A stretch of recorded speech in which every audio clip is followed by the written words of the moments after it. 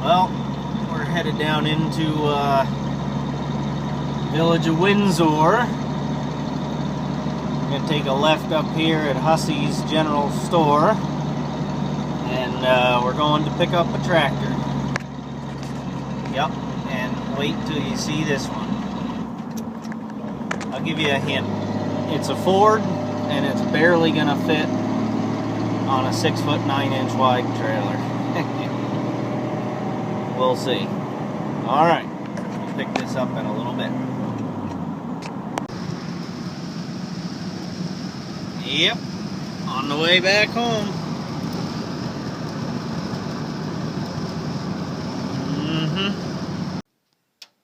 Well, here it is. We're back in Unity at least. This is a 51 or 52 Ford 8N.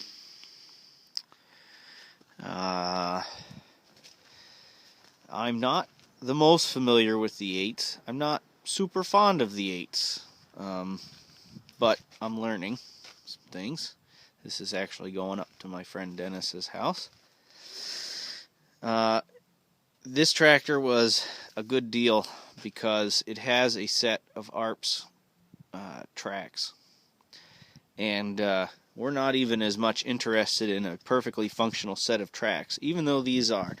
They have a problem, though. There's holes in the bottoms of the lugs. We're going to have to patch them up.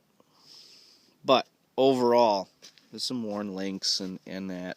You know, it's an old tractor, but a little wetness at that hub. Brakes are pretty poopy, as is pretty much the standard. But half of this is to have a blueprint now for tracks and for this idler mechanism, because it's not that complicated. And I'm certain with some old Fisher plow springs, there's a spring in that thing and there's one in the back, that we could actually build our own set. That's what I'd like to do. The front idler is supposed to be 2 to 3 inches off the ground, so this actually bottoms out right here, and this spring allows the tire to come up and float over things, and it applies the down pressure.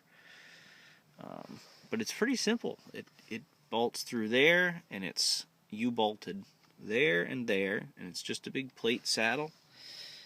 This is your normal sway bar plate. That's not part of it. And, yeah.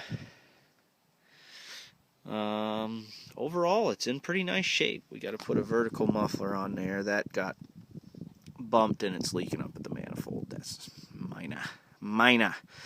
And we got these lift arms. The guy did that because he was twitching logs with it, and he kept getting them up under the drawbar, but boy, I'll tell you, that's a big log to be twitching. I usually don't twitch stuff that big around here, but I suppose I do have some wood to cut that's big.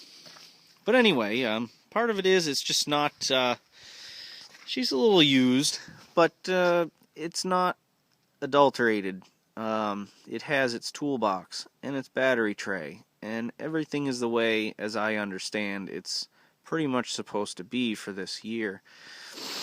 The steering box is pretty snug, very snug for a tractor this vintage. It's probably had work. The hydraulics work. Everything works without making excessive noise in the transmission. Oh, and I forgot the best little goodie about it. This one,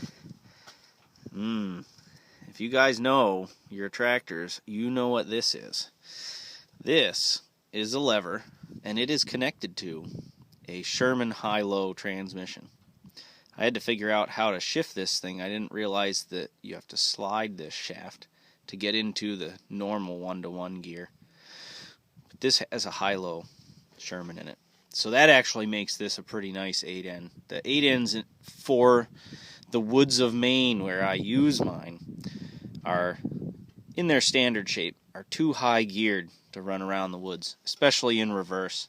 First is okay, but reverse is pretty rough, and that means that you get a lower range, and it's actually very manageable. So, might be a good machine in the woods. I'm sure Dennis is going to be trying it right off.